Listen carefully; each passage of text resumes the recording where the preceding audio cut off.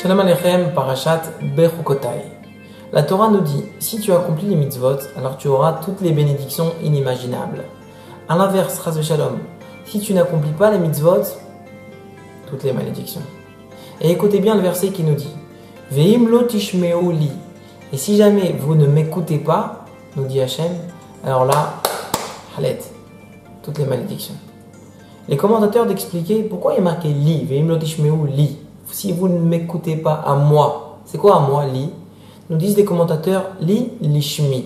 Ça veut dire, si vous accomplissez les mitzvot, mais pas en mon honneur, mais pour votre propre honneur, pour chercher du kavod, pour que les gens vous regardent, ou pour autre intérêt, eh bien nous dit la Torah, ça c'est la porte à toutes les malédictions. Et la question qui se pose, je ne comprends pas, ça a l'air d'être complètement démesuré. Finalement, ce type-là, il accomplit les mitzvot. Ok, il est fait pour son propre intérêt, mais ça mérite une telle punition, toutes les malédictions. Attends, l'action, elle est là. L'intention n'est pas parfaite, et même néfaste, mais pas à ce point-là d'arriver à toutes les malédictions. Écoutez la réponse du native, qui nous dit qu'en réalité, il faut analyser la suite des versets. La suite des versets, c'est que lorsqu'on regarde bien dans les versets sur place, eh bien on se rend compte que finalement ici, il y a un stratagème du Yetzer Hara. Et lorsque la personne n'accomplit pas les mitzvot en l'honneur d'Hachem, en réalité, c'est un début d'un long chemin. Je m'explique. Le Yetzer Hara, pour faire chuter l'homme, eh bien, il y va mollo mollo. Il est très malin. Il ne va pas dire tout de suite, va faire Avodah Zara. Non, il y va doucement, doucement. Au début, il dit, tiens, fais les mitzvot, ça ne me dérange pas, fais un kiff, fais tes mitzvot. Mais regarde, si déjà tu les fais, profite pour qu'on te regarde. Ça va donner un peu de kavod, un peu d'honneur, ça va. C'est pas si grave que ça, allez, entre nous, vas-y, prends. Et doucement, doucement, le type il commence à prendre goût. Et il fait un kiff, il fait faire des mitzvot pour qu'on le regarde. Après pour de l'oseille, après pour ci, après pour ça. Finalement, étape numéro 1.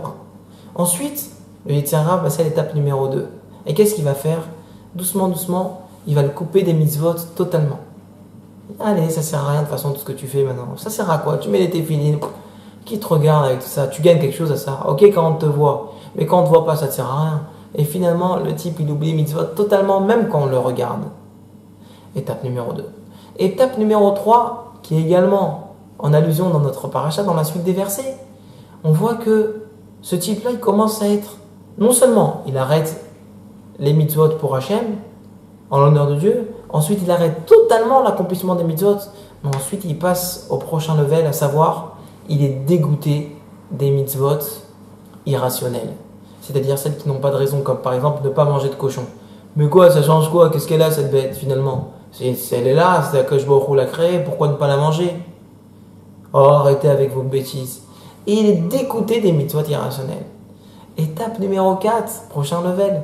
Le Yetzer Hara lui donne même un dégoût des mitzvot rationnelles, qui ont une raison, comme par exemple, ne vole pas, ne tue pas, tu comprends ça? C'est logique. Respecte tes parents, respecte ton prochain, c'est totalement logique.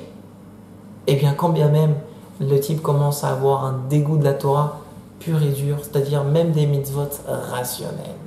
Alors, lorsqu'on voit ce package, on peut comprendre maintenant pourquoi toutes les malédictions s'abattent sur le juif.